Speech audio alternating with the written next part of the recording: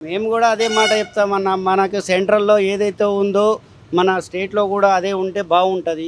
Developing అనేది మనకు తెలుస్తది. బీజేపీకే ఏస్తాం, బీజేపీనే లేపుతాం. ఎందుకంటే హిందువులు అని చెప్పి అన్నీ మనకొక మోడీ గారు మనని హిందుత్వాన్ని పెంచుతున్నాడు. అంటే వేరే ముస్లింలు ఆళ్ళు, ఈళ్ళు అని వాళ్ళని వ్యతిరేకించడానికి కాదు.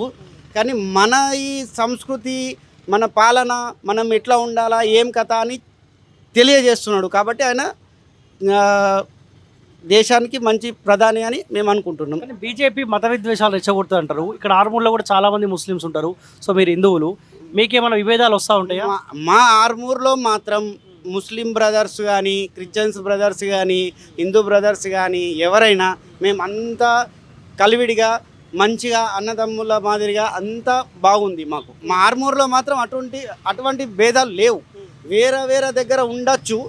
ఉంటాయి కూడా. ఎందుకంటే కొందరు ఉంటారు. అంటే మత పిచ్చికి లేదంటే ఇది కూడా ఎలా అవుతున్నది అంటే ఈ రాజకీయం వాళ్ళు స్వలాభం కోసం, రాజకీయ నేతలు అయితే ఎవరైతే ఉన్నారో అపోజిషన్ వాళ్ళు కొందరి మత పిచ్చి వాళ్ళని పట్టుకొని వాళ్ళని క్యాష్ చేసి వాళ్ళతోటి మనకే వీళ్ళు చేస్తున్నారు. అలా చేసుట్లా మన జ్ఞానం నశించిపోతుంది. ఎందుకు? అరే వీడు ముస్లిం, వీడు అంటరానోడు, వీడు పలానోడు అని చెప్పి మనకు విభేదం పెడుతుంది. ఎవడయ్యా మనిషే కదా అందరూ. ఎవడైనా మనిషే. వాడిని కొట్టినా, వాడికి కోసినా ఎదిలేది దెబ్బ తలిగేది, రక్తం వెళ్ళేది. మనకు కొట్టినా మనకు దెబ్బ తలిగేది, రక్తం వెళ్ళేది. అసుంటప్పుడు ఇవన్నీ భేదాలు పెట్టుకోవద్దు. ఎవరైనా బతుకుదాం, మంచిగా బతుకుదాం. ఇంకొక విషయం ఏంటంటే గౌరవనీయులైన రేవంత్ రెడ్డి గారికి మా ఆటో యూనియన్ తరఫున కానీ, మా ఆర్మూర్ ఆటో సభ్యుల తరఫున కానీ తెలియజేయండి ఏమనగా, వారు ఆటో వాళ్లకు ఇస్తాన్న 12,000 కానీ ఏదన్నా కానీ ఇవ్వకున్నా పర్వాలేదు, కానీ ఈ ఉచిత బస్సు తీసేసి మమ్మల్ని ఒక స్థాయిలో ఉంచాలని వాళ్ళని వేడుకుంటున్నాం. వాళ్ళు ఆలోచించి చెప్పాలా. ఏంది మేము ఇవేమన్నా ఫ్రీ ఇవ్వమన్నామా? మీరు అన్నీ ఫ్రీ పెట్టి మనుషులని సోమరపోతులను చేస్తున్నారు. గత ప్రభుత్వమే ఇచ్చింది, ఇన్ని కోట్లది నష్టం ఉన్నదని చెప్పిండ్రు. అప్పుడు చారణ నష్టం ఉంటే ఇప్పుడు ఇవన్నీ ఫ్రీ పెట్టి ఈ రూపాయి నష్టం ఎవరి మీద వేస్తారు? ఇది కరెక్ట్ కాదు. ఇది మళ్ళీ ఇలాగే ఉంటే మన దేశం అనేది, మన రాష్ట్రం అనేది శ్రీలంక అవి వేరే దేశాలు, చిన్న దేశాలు ఉన్నాయి చూడు, వాళ్ళ లెక్క అడుక్కునే పరిస్థితి వస్తుంది. ఉన్నవాడి దగ్గరికి వెళ్ళి కొట్టుకొనడం, లేనివాడు తీసుకొని తినడం తప్ప ఇందులో ఏమి లేదు. ఉచిత హామీలు అనేటి హైకోర్టులో పిటిషన్ వేసిండ్రు. దయచేసి అది సక్సెస్ కాయి ఈ ఉచితాలు అన్నీ తీసేయాలా.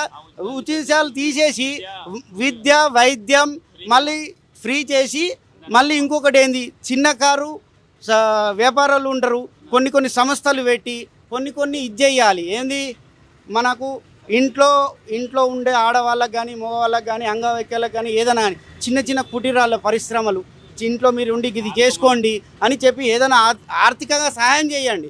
అది ఒక లెక్క.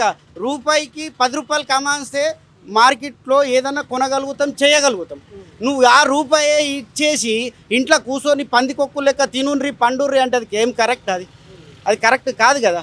మీరు ఉచితాలు ఇప్పుడు ముగ్గురు అభ్యర్థులు కనిపిస్తా ఉన్నారు. ధర్మపురి అరవింద్, జీవన్ రెడ్డి, బాజిరెడ్డి గోవర్ధన్. సో, ముగ్గురులో బెటర్ ఎవరు? ముగ్గురులో బెటర్ ఎవరు అంటే ఎవరికి వారు మంచివారే. ఎవరిని కించపరిచేది లేదు. అందరూ రాజకీయ నేతలు, అందరూ మంచివాళ్ళే.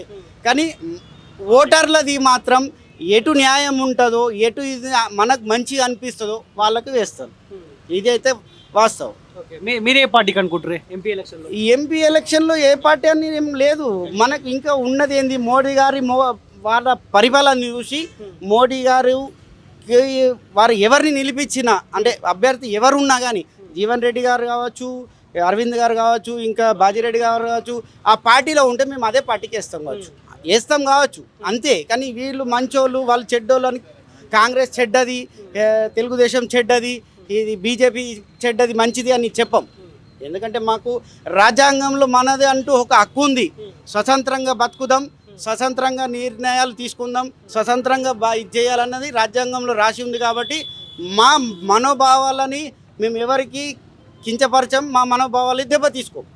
ఇంకొక విషయం ఏంటంటే, దయచేసి ఈ ఉచితాలు ఏదైతే పిటిషన్ కోర్టులో వేసిరో అది ఇంత తొందరలో అయితే అంత తొందరలో అదని అమలు చేయాలని కోరుకుంటున్నాను.